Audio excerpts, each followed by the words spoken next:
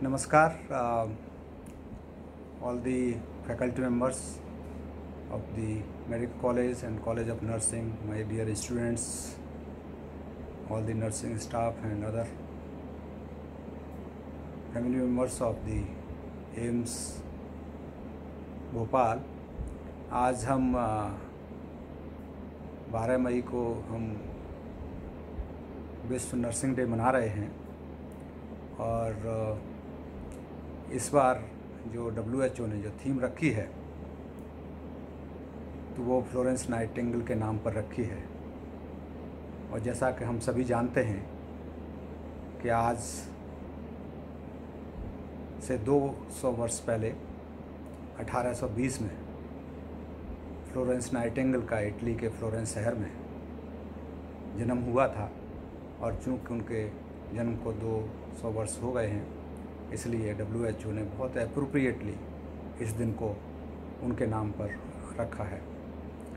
जैसा कि आप सब लोग जानते होंगे कि फ्लोरेंस नाइटिंगेल जो थी एक बड़े अच्छे परिवार से आती थी।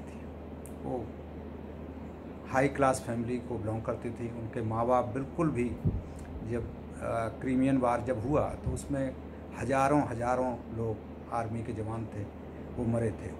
तो उनकी सेवा के लिए वो रात में मोमबत्ती लेकर के और लालटेन लेकर के जाती थी और उनको जब करा रहे होते थे जो आर्मी पर्सनल चिल्ला रहे होते थे दर्द के मारे, तो उनकी बैंडेज, पट्टी, दवाइयाँ ये सब करती थी। तो उनका जो इतना उदार जो भाव था उसको दुनिया ने अप्रिशिएट किया, लेकिन तब शायद उनके माँ बाप को ये अच्छा नहीं लगा तो उनको फिर घर से डिसोन कर दिया था। यहाँ तक बात हुई थी वो इंग्लैंड में चली गई फिर, और समय के अंतराल के साथ उन्होंने बाकी पढ़ाई भी की, बहुत सारे उन्होंने पेपर्स भी लिखे और उन्होंने इकोनॉमिक्स में काफ़ी काम किया। और लंदन में जा कर के 40 वर्ष की उम्र में उन्होंने एक स्कूल की स्थापना की और उसी के नाम से पहला, जिसको हम कह सकते हैं कि पहला फॉर्मल नर्सिंग स्कूल जो बनाया उन्होंने 40 साल की उम्र में लंदन में पहला बनाया। और इसीलिए जब भी हम बात करते हैं आपके प्रोफेशन की, नर्सिंग प्रोफेशन की जब बात करते हैं, तो ऐसा कभी नहीं हो सकता कि फ्लोरेंस नाइटिंगेल का नाम ना आए। तो उनको हम सभी लोग बड़े इज्जत और आदर के साथ देखते हैं। और आज के दिन में अगर देखा जाए, अनफॉर्चुनेटली हम लोग पर्सनली आप लोगों से नहीं मिल सकते। पिछली बार आप लोगों ने बहुत अच्छा कार्यक्रम किया था, रंगारंग प्रोग्राम था, लेकिन इस बार कोरोना की वजह से हम लोग सब उस तरह का कल्चरल प्रोग्राम नहीं कर सकते।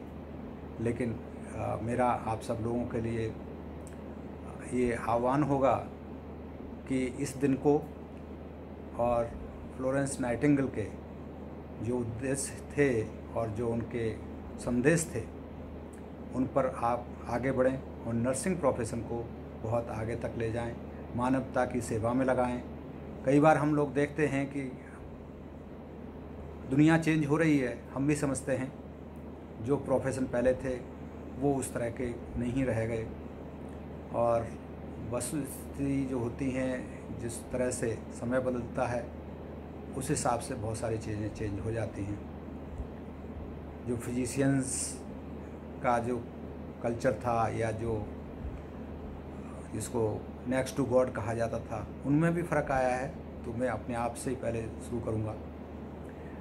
उसी तरह से नर्सेज में भी हम देख रहे हैं कुछ फ़र्क आया है, लेकिन इसका मतलब ये नहीं कि सभी नर्सिंग प्रोफेशनल्स जितने भी हैं वो डेडिकेटेड नहीं हैं। अभी भी आप लोगों को जिस तरह से जो ट्रेनिंग दी जाती है और आपके टीचर जिस तरह से बताते हैं, जिस तरह से आप लोग उद्देश्य से कि हम मानवता की सेवा करेंगे इस प्रोफेशन में आते हैं, और मुझे ऐसा लगता है कि आप में आज भी ज़्यादातर लोग इसी उद्देश्य में लगे रहते हैं और जितने भी हमारे मरीज हैं उनकी सेवा करते हैं। कभी कभी डिसेंट होना स्वाभाविक है आपकी अपनी सुरक्षा के लिए, लेकिन मैं आज के दिन ये आप लोगों को संदेश ज़रूर देना चाहूँगा, क्योंकि आप भारत सरकार के संस्थान में काम करते हैं, तो इसलिए ये बहुत ज़रूरी हो जाता है कि आप लोग सेवा करने के साथ साथ जितने भी हमारे सरकारी नियम और कानून होते हैं उनका भी पालन करें। जब भी आप लोगों को कोई शिकायत या कुछ आपकी कमियां आपको संस्थान में या आपकी वर्किंग कंडीशंस में लगें, तो एक सिस्टम है, सिस्टम में आप लोग अपनी शिकायतों को दर्ज कराएं, उन पर कार्रवाई की जाएगी। लेकिन सरकारी नियमों के अनुसार ये बिल्कुल ही अनुचित है कि आप में से कुछ लोग मैं कह रहा हूँ बार बार, कुछ ही लोग ऐसे हैं जो कि मीडिया में या दूसरे लोगों में जा कर के पब्लिक प्लेटफॉर्म पे या सोशल मीडिया में कुछ चीज़ें पोस्ट कर देते हैं। ये बिल्कुल भी उचित नहीं है और मैं इस समय कुछ भी आप लोगों के जिन लोगों ने ऐसा किया कोई एक्शन नहीं लेने वाला हूँ, लेकिन ये ज़रूर वार्न करना चाहूँगा कि ये उचित नहीं है और रिपीट ऑफेंडर्स अगर होंगे कोई तो उनके अगेंस्ट कार्रवाई की जा सकती है। लेकिन सारे प्रोफेशन को मैं उन कुछ चंद लोगों की वजह से बुरा नहीं कह सकता।